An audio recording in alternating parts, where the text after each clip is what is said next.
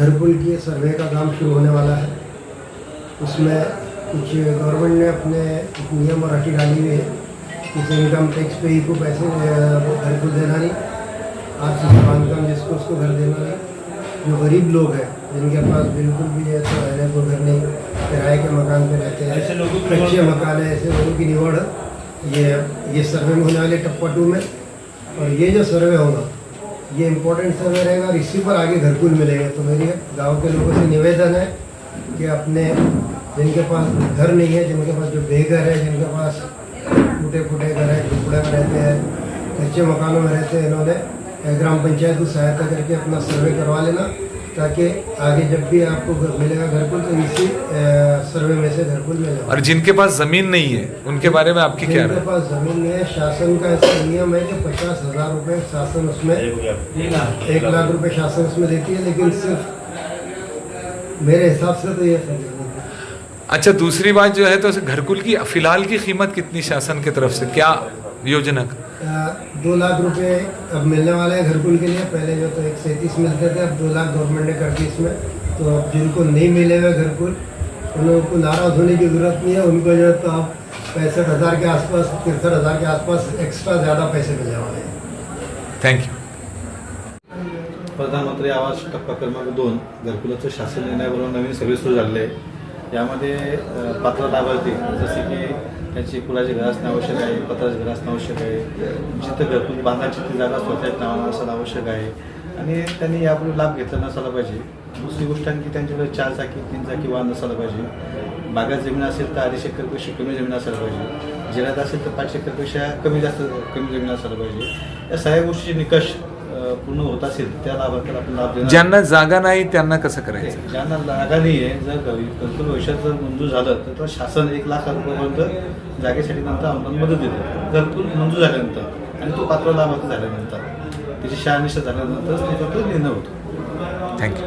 आणि सर्वांना याद्वारे अशी विनंती की जे पात्र लाभार्थी आहे त्यांनी ग्रामपंचायत अधिकारी, ग्रामपंचायत अजिंठा यांचे संपर्क साधून आपलं सर्वेक्षण पूर्ण करून घ्यावा व शासनाचा लाभ आपल्या पत्रे पडून घ्यावा। थँक्यू।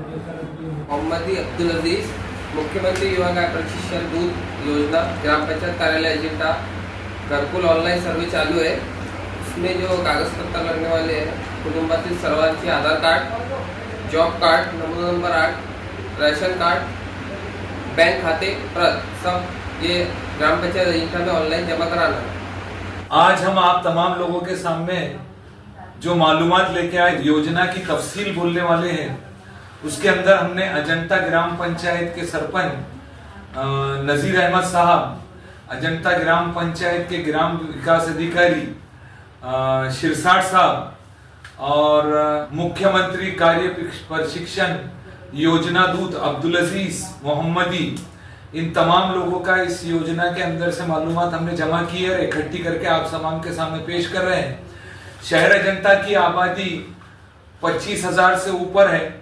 2011 की लोक संख्या के हिसाब से 16,266 आबादी थी और 16,266 की आबादी में आज 14 साल में 28% से 30% उसमें वार्ड हुई है।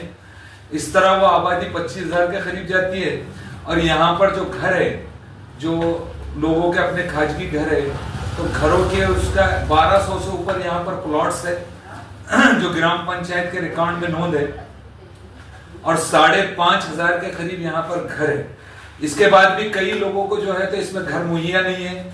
लोग गरीब है, कोई बीपीएल में है, कोई बगैर बीपीएल के है, कोई दोनों में भी नहीं होते, कोई मजदूर तबका लोग हैं, कोई जो है तो खेतों में काम करते हैं, कोई जो है तो ट्रक वगैरह पे जाते हैं, कोई ईंटों की गाड़ी पर जाते हैं। जो जिस तरह की जैसी जैसी मजदूरी लोगों को मिलती है वो लोग करते हैं, कोई गैरेज लाइन में है। तो आप तमाम लोगों के सामने मखसूस बात ये करना है कि अभी जो गवर्नमेंट की तरफ से स्कीम आई है, वो स्कीम का नाम जो है प्रधानमंत्री ग्रामीण आवास योजना टप्पा 2। ये 25 मार्च 2025 को सेंट्रल गवर्नमेंट से लेटर निकला और 31 मार्च 2025 को जो है तो ग्राम विकास विभाग से वो लेटर निकला।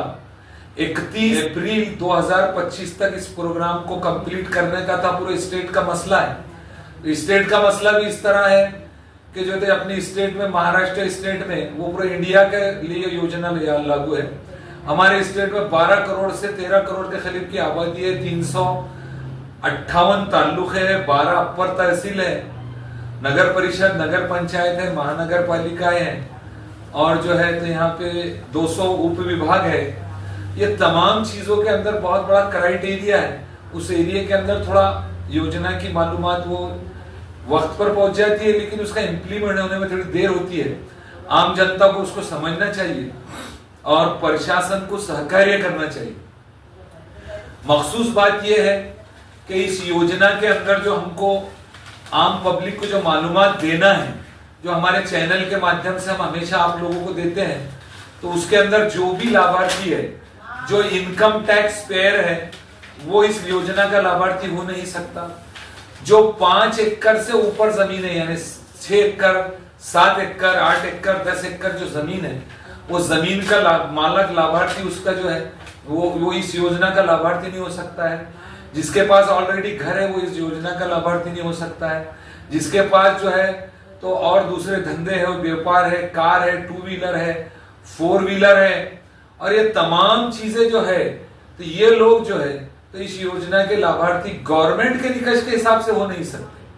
अब उसके बाद जो है तो इसके अंदर जो योजना में जो है तो गवर्नमेंट की तरफ से जो है तो 25 मार्च 2025 को ministry of rural development, department rural housing division, Delhi, New Delhi, ये न्यू दिल्ली के मंत्रालय ने all additional chief secretary, principal secretary, secretaries, ये तमाम लोगों को जो है तो लेटर्स वगैरह भेजे थे। इस योजना को जो है तो प्रधानमंत्री ग्रामीण आवास योजना टप्पा 2 सर्वेक्षण है, यानी दिस इज सर्वे। अब ये सर्वे के अंदर जो है तो इसको किया जाएगा। सर्वे के स्टेप कुछ इस तरह है। ग्राम विकास विभाग, राज्य व्यवस्थापन कक्ष संचालक, ग्रामीण गृह निर्माण, इनकी तरफ से जो है तो ये लेटर निकला है। इसके अंदर प्रथम प्राधान्य यादी यानी प्रतीक्षा यादी